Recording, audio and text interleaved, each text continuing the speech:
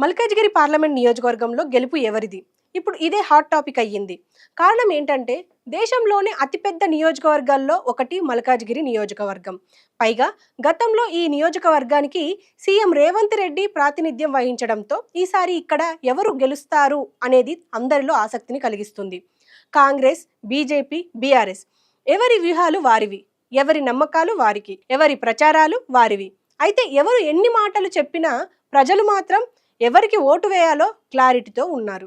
వాటన్నిటిని తిప్పికొట్టి తెలంగాణ కాంగ్రెస్ పార్టీలోని నాయకులు అందరూ ఒకే మాటపై ఉండడం బట్టి ఎంతలా క్రమశిక్షణతో వర్క్ చేస్తున్నారో అర్థం చేసుకోవచ్చు.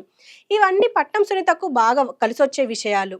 అయితే తెలంగాణలో అధికారంలోకి కాంగ్రెస్ పార్టీ రావడం, అధికారం చేపట్టిన వెంటనే 6 గ్యారెంటీలు అమలు చేయడంతో ప్రజల్లో కాంగ్రెస్ పార్టీపై నమ్మకం బాగా పెరిగింది.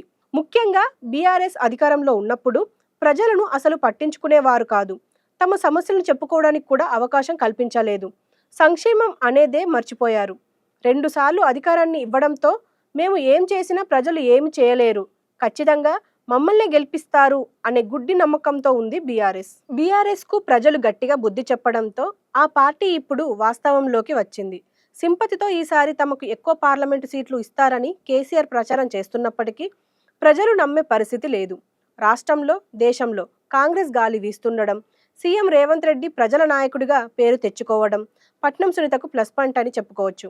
మరో విషయం ఏంటంటే కాంగ్రెస్ లీడర్లు పదవుల కోసం ఒకరిపై ఒకరు విమర్శించుకుంటారని, కాంగ్రెస్ పార్టీ సీఎం అభ్యర్థిని మారుస్తుంటుందని ప్రత్యర్థులు విమర్శలు చేసేవారు. అయితే తన గెలుపు ఖాయమని ఓటర్లు అందరూ తన వైపే ఉన్నారని ఆమె లైట్గా తీసుకోకుండా చాలా సీరియస్గా వర్క్ చేస్తుండడం విశేషం. ఎవరు ఊహించని విధంగా ప్రచారంలో దూసుకెళ్తున్నారు.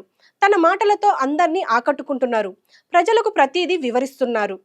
ఎందుకు కాంగ్రెస్ పార్టీకి ఓటు వేయాలో చెబుతున్నారు. ఆమె చెబుతున్న మాటలతో అప్పటి వరకు వేరే పార్టీకి ఓటు వేద్దామనుకున్న వారు సైతం ఈసారి కాంగ్రెస్ పార్టీకి పట్నం సునీతకే ఓటు వేయాలని డిసైడ్ అవుతున్నారంటే ఆమె ఎంతలా ఆకట్టుకుంటున్నారో అర్థం చేసుకోవచ్చు.